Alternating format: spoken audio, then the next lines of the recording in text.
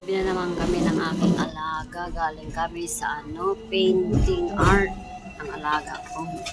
Gabi na naman kami umuwi tapos umuulan pa. Ganito ngayon guys, sa Hong Kong ay winter na ngayon kaya malamig. Sarap maglaro ng football. Dami. Naglalaro sila ng football guys. Ayan. So ganito talaga yung mga pag sa football talaga guys, mahilig sila pag ganyan na kahit umulan, sige, naglalaro pa rin sila. Ayan. O, mga ano yan, mga iba't ibang mga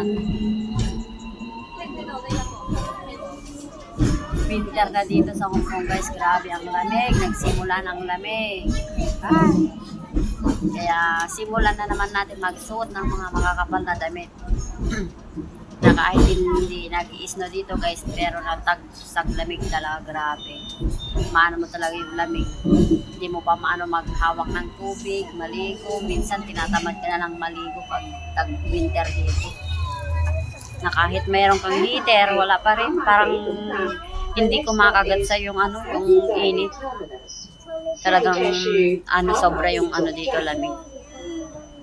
Tapos pag naliligo ka ng mainit na tubig, parang di mo rin nadadaman na dumadapa sa katawan mo yung tubig.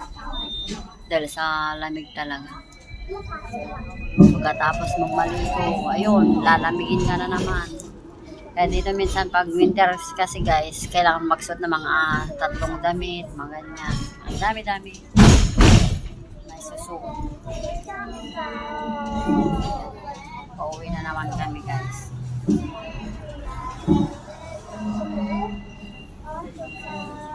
Ayan guys, yan. Salamat pa rin guys sa inyong mga support at sana patuloy kaming supportahan sa aming mga live streaming, sa aming mga upload at God bless po sa ating lahat.